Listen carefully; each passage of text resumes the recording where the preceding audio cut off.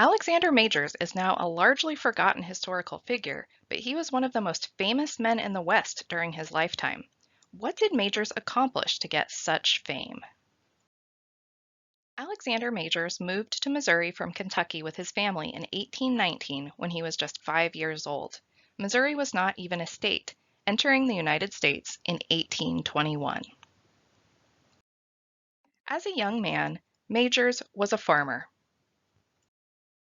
By 1845, he and his wife Catherine had 5 living children, 4 of them girls.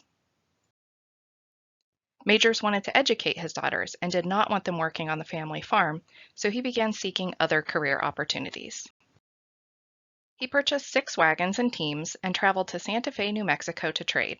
His 92-day journey was the fastest on record with oxen teams, showing that he had a real skill for journeying on the trails. Within 10 years, his freighting business had grown so large that he partnered with 2 other men, William Russell and William Waddell, forming the company Russell, Majors, and Waddell. The men mostly freighted for the United States Army, which was clashing with Mormon fighters in Utah. They also transported goods to other forts and outposts along the Santa Fe, Oregon, and California trails, giving them a monopoly on government freighting west of the Mississippi River.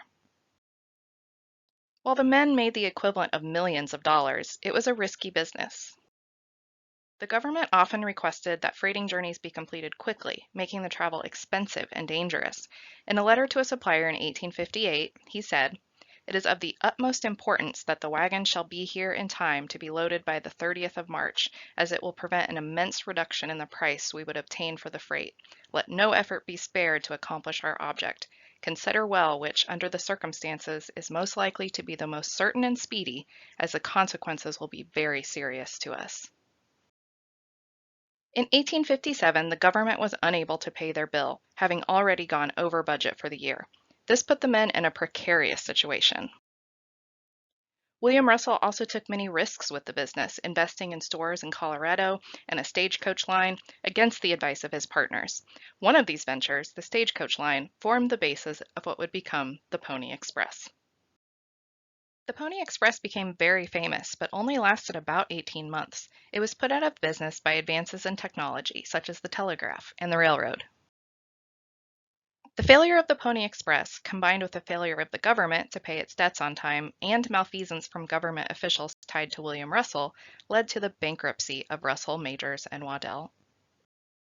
Not one to give up easily, Majors freighted without his partners for several years after his business's failure, but he never regained his former success.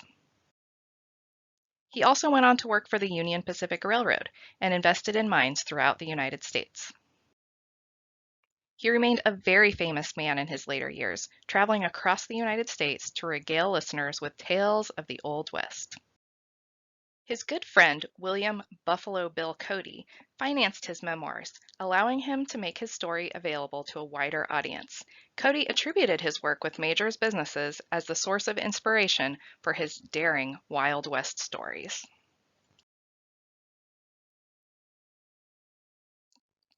Majors died in 1900 from pneumonia at the age of 86. Although Majors is not a household name today, his work allowed for the swift transfer of information and goods across the United States and greatly contributed to the foundation of modern America.